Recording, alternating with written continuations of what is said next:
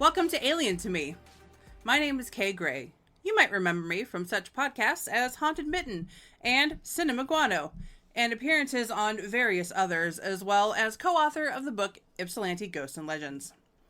I come from the ghostly and cryptozoological side of the paranormal. I have been studying these phenomena in depth as a hobby for like 25 years, something like that, and professionally for 8. If you'd like to know more details about me right off the bat, go check out Haunted Mitten, especially the earlier episodes. Otherwise, don't worry, I plan on making myself quite clear within this podcast. But I will say that if you're looking for more of a nuts and bolts UFOs or alien technologies from other planets, our physical craft in the sky kind of podcast, and only that, this might not be the podcast for you. Not entirely, anyway. I'm sure the phenomena, as I'll be calling it a whole lot, is a combination of physical, mental, psychic, and emotional, phenomena. There won't be much ancient alien stuff here either, unless it happens to be relevant to the conversation, but rest assured, I do not want to take the accomplishments of ancient peoples away from them. Alien to me is starting as Ufology 101. For me and for everyone else out there who wants to learn about the phenomena without the gatekeeping and, well, general older white man vibe of it all. There aren't nearly enough diverse voices within ufology, and while I can only really contribute woman and bisexual to the field, it's a start, I hope. I plan to bring on guests in the future who can help enlighten the subject even further and teach all of us something as well. The goal of Alien to Me is to learn, to share, and to experience the phenomena without the boundaries set upon the topic by men who really should have found a different hobby ages ago. With the immense help of my admittedly male researcher, Jeff, I hope to learn everything I can about UFOs, aliens, ultraterrestrials, men in black, and everything in between. So let's get started. I want to begin at the beginning of modern UFO culture.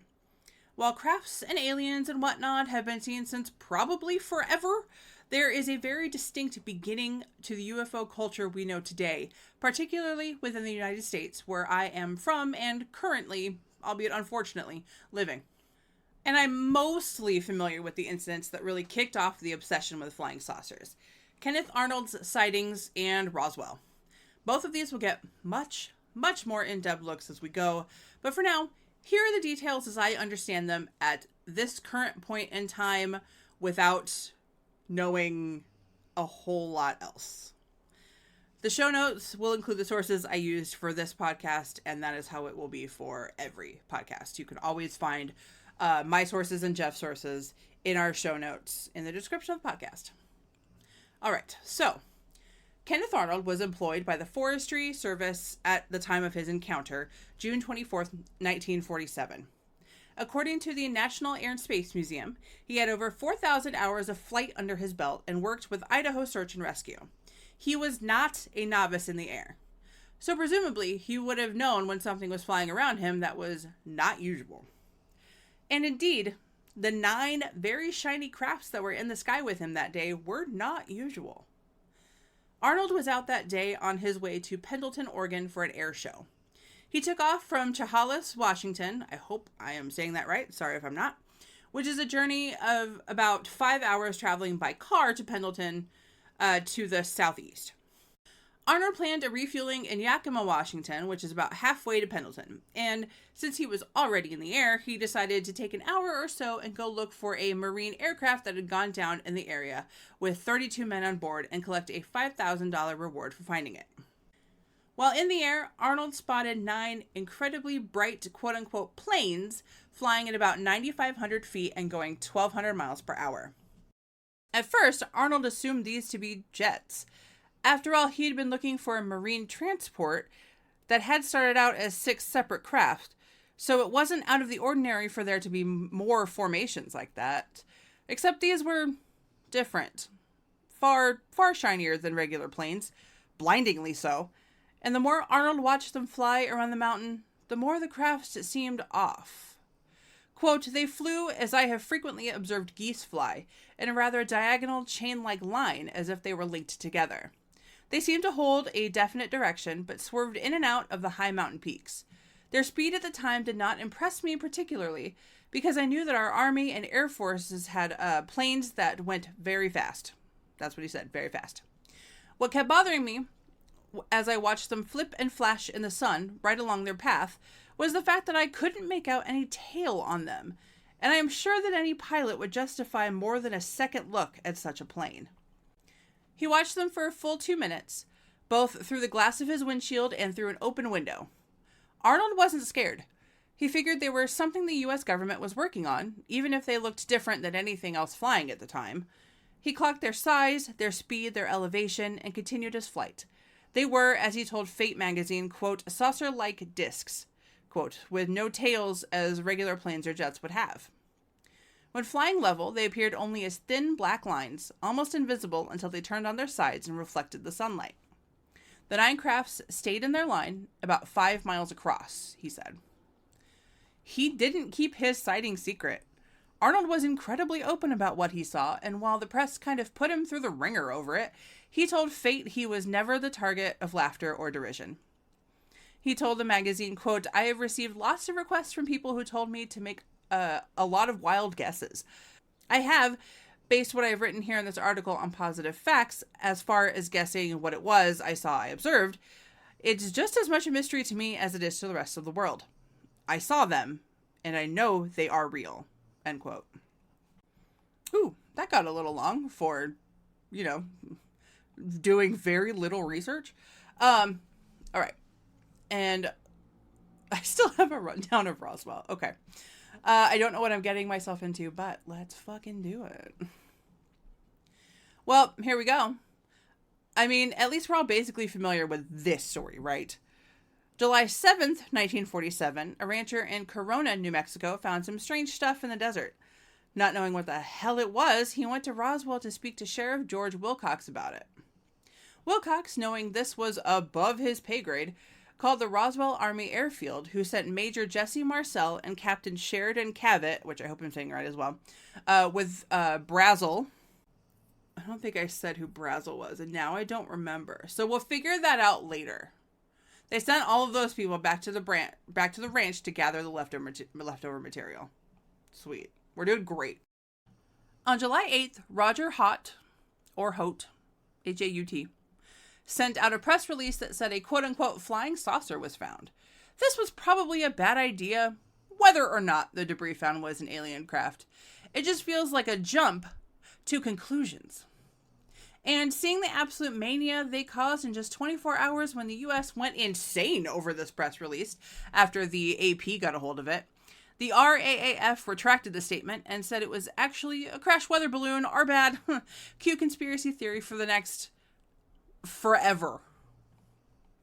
Marcel went on In Search of, one of my favorite old TV shows, at the end of his life to say that whatever he saw was not a weather balloon. Quote, I knew that I had never seen anything like that before, and as of now, I don't know what it was. It was not anything of this earth. That I'm quite sure of, he said before describing the materials. You couldn't even bend it. You couldn't dent it. Even a sledgehammer would bounce off of it. The government has gone on to say, well, it was a weather balloon. Here's a semi-redacted document. And there have been several other development clues and books written about what was found in the New Mexico desert. Most of which come after 1978, it seems. The general public lost interest in Roswell fairly quickly, and until Stanton Friedman, I need to give him a nickname. We'll think of it later. Major Marcel and other ufologists started looking further into it. The whole thing might have fallen to something only the really nerdy and some local to the area historians would find interesting. None of which we're going to go into in this episode. I'll do that later when I can super hyper focus on it and forget to eat for 3 days. There's so much to go through. Oh God, I forgot about Majestic 12 and that alien autopsy video from the 90s. Is it possible that I regret my choice to start this podcast before I'm finished with episode 1? Maybe. However, I'm still going to do it. I am motivated by spite, and I have enough toward the old guard of ufology to last me a very long time. Those are two of the most well-known experiences that kicked off the modern UFO movement. which really just makes me curious about what else happened around this time period. I mean, besides all the nuclear tests, the Korean War, and general post-World War II-ness, who else saw UFOs in this period? Did anything else crash? Were abductions a thing in the 1940s and 50s? Deep breath. I will get to all of this. I am just very eager and very impatient. Okay. The other thing I wanted to talk about for this episode is some of the general sources I'm going to make deep use of. I'm going to try my best to vet the websites, books, magazines, and authors I use. I am aware that there are some really problematic people in this field. I have been in the world of the paranormal for decades, after all. But there may be times I have to use a Von Daniken book, but I predict it's going to be more of an example of what's bad and needs to be forgotten, rather than to find actual useful information. But I also won't let myself stay away from controversial figures like Whitley Strieber. I'm going to go into this with mind wide open, after all. At this very moment, most experiencers have my benefit of the doubt. Research and time will sort that out for me. And for the record, I guess I should say that at this moment, I definitely believe in UFOs. I don't think that they are necessarily physical alien craft from outer space on a different planet. I think it is a whole bunch of things, which is why I will be calling it the phenomena a lot. But just to lay that down, I'm actually not coming into this as a full-blown UFO atheist, or even like a hardcore skeptic. I'm going to try to keep an open mind, and I'm going to try to apply logic and reason where logic and reason need to be applied, which is most places. But just so we're all clear from off the bat, I definitely believe in high strangeness. Okay, so what are we going to use for this podcast? Fate magazine, for one. I love that thing. I own some copies, and there are some online that I can look through for free. I do have their smallest level of subscription. Maybe one day I'll be able to afford a better one, so I have access to all of it. But dang, that is such a fun magazine. So Fate was started in 1948 by Ray Palmer and Curtis Fuller, published by Clark Publishing Company. The first article was Kenneth Arnold's sighting. In 1953, Fate was turned over completely to Curtis and his wife Mary when Ray decided to sell his interest in it. The Fullers achieved 100,000 subscribers in this period. Incredible. We all love weird stuff, I swear. It's just not all the same weird stuff. Quoting from Wikipedia here. I know, just deal with it. I'm using Wikipedia as a jumping off point for sources, which is how you should use Wikipedia. In 1988, Fate was sold to Llewellyn Publications, now Llewellyn Worldwide. In his farewell column, Curtis Fuller wrote, "Our purpose throughout this long time has been to explore and to report honestly the strangest facts of this strange world and the ones that don't fit into the general beliefs of the way things are." And I think they really achieved that. They published all sorts of topics, from UFOs to psychic powers to yoga. I'm sure a lot of people first learned about yoga through Fate, and now it's an everyday part of modern society. Quoting again from Wikipedia, in 1998, the magazine celebrated its 50th year of publication. When asked to comment on how a magazine like Fate survived through 5 decades, Carl Llewellyn, I'm not going to pronounce this name right, Weschke? Carl Llewellyn Weschke said, "No product, especially a magazine, can stay around for 50 years unless it meets a need. Fate recognizes that the impossible can be possible. We explore the unknown so that it can be known." And this is true for Llewellyn as a publisher in general. I used to buy from them when I was a book buyer for a bookstore. They have some great stuff, some iffy stuff, but I trust you all to use your best judgment and common sense. And honestly, I have a ton of witchy books from them. They're pretty cool. I actually had no idea that Fate was still publishing until I started working on a presentation for a convention Haunted Mitten does every year. I did a talk on weird cryptid encounters, and when looking for the truly weird stuff, I stumbled upon the current iteration of Fate.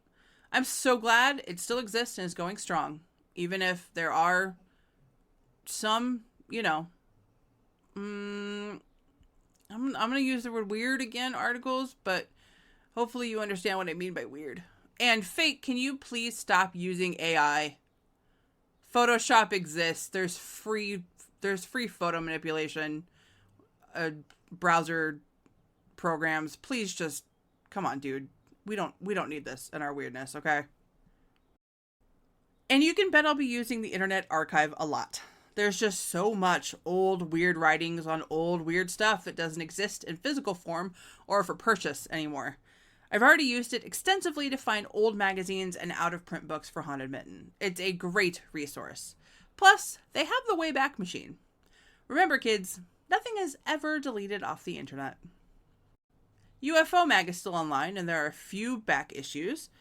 UFO Magazine, the US version, not the British, was founded in 1986 by journalists Vicky Ecker and Sherry Stark. Hell yeah, women in ufology. They owned and operated it for over a decade with the help of Vicky Ecker's husband, research director Don Ecker. Quote, for several years after that, says Wikipedia, it was published by Bill Burns and edited by his wife, Nancy Hayfield Burns. Now, I don't know who any of these people are yet, so don't come at me with criticisms about them. This is overview.